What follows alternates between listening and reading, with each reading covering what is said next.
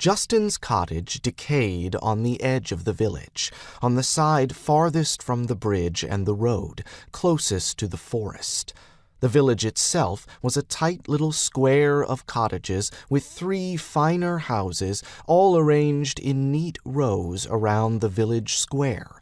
The fields, farmed by the inhabitants of Errold's Grove, stretched out on either side along the riverbank, but on the back side there was nothing but a single field of corn, and a small meadow where goats and sheep were kept in the winter. Behind all of that was the forest. If he paused for a moment and listened, it wasn't at all difficult to hear the voice of the woods from where Darian stood, all the little rustling and murmurings, the bird song and animal calls. Sometimes that was a torment, on days when Justin set him some fool task that kept him pent in the cottage from dawn to dusk. He put down his burden on the pile at the side of the dilapidated cottage and returned for more. He carefully selected 3 small pieces of chopped wood from the large communal pile. The wood pile lay at the back of the right-hand side of the village of Errold's Grove.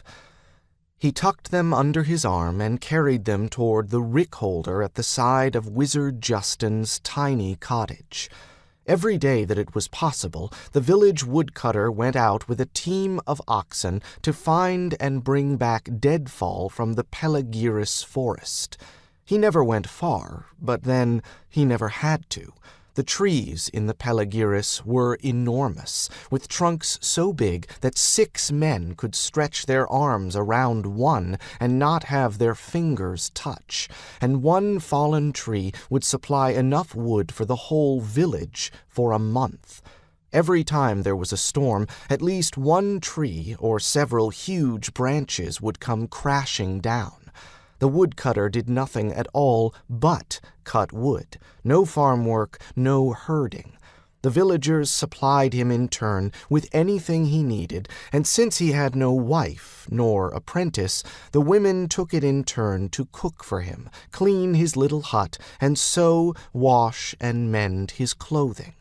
The woodcutter was not a bright man, nor one given at all to much thought, so he found the arrangement entirely to his satisfaction, and since the villagers never went into the forest any more if they didn't have to, it was entirely to theirs as well.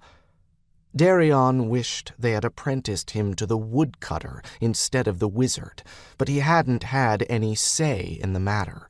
After all, as an orphan who had been left to the village to care for, he should be grateful that they gave him any sort of care at all. At least that was what they all told him, loudly and often.